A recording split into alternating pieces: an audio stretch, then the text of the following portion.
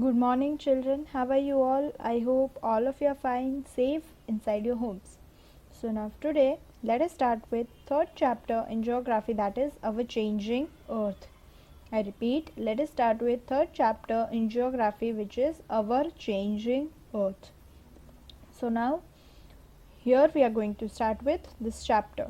So, before we start with the chapter, first let us just study what are the things that we are going to go through. So, in this Earth's movement, first we will study there are two forces, endogenic forces and exogenic forces. Under endogenic, we are going to study earthquake, volcano, landslides, and under exogenic forces, working of river, wind, sea waves, glaciers, all of this. So, this is just a brief, this is just a overview of what we are going to study in this video.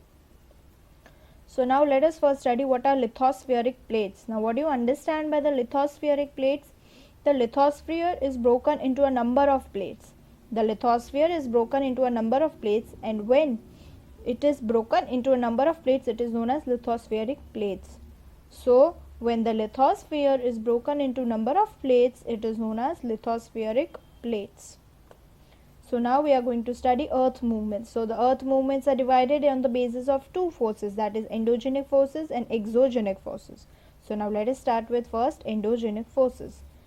So now what is exogenic forces? Exogenic forces refers to the external process that occur above the earth's surface. So these are the external processes that occur on or above the earth's surface.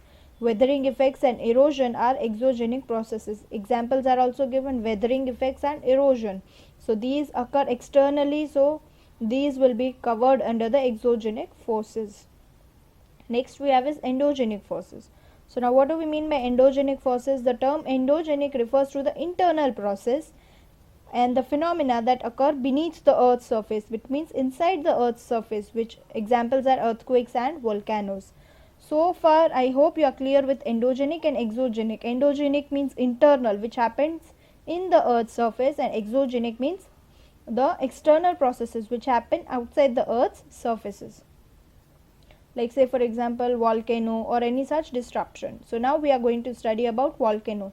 So what is volcano? A volcano is an opening in a planet's surface or crust which allows the hot molten rock, very hot rock, ashes and gases to escape from below the surface.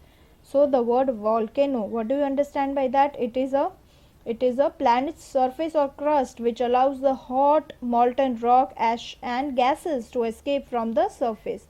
So the word volcano is derived from the Italian volcano after Vulcan, the Roman god of fire. So it is derived from the word Vulcan, which is from Italy. So this is what we mean by volcano.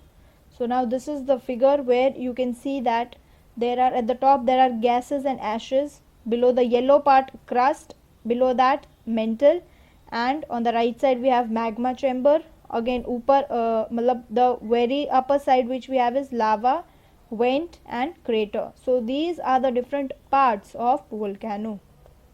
Now we are going to study is earthquakes. So what are earthquakes? All of you must be knowing what are earthquakes. So when the lithospheric plates move, the surface of the earth vibrates. So when these plates are moving, the earth starts vibrating. So these vibrations can travel round the earth. So these vibrations are called earthquakes. So earthquake is also known as tremor or trembler. It is the result of sudden release of energy in the earth's crust that creates seismic waves. So the earthquakes are recorded with a seismometer, which is also known as seismograph.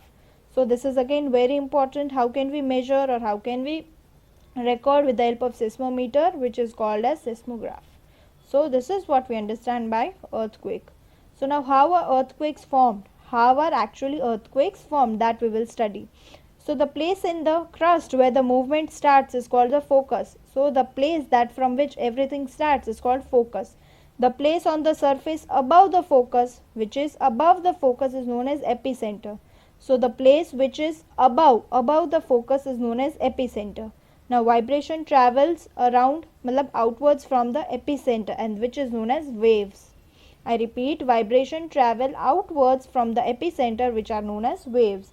Greatest damage is usually closest to the epicenter, and the strength of earthquake decreases from the center. So where is the greatest damage done? It is done to the epicenter. So this is how earthquakes are formed. Now this is the figure which is actually showing that how it is done. So what is focus? See here, you can, on the below part you can see that focus, this is where the earthquake occurs, from where it starts. It is the origin of seismic energy. This is the place where those energies are created.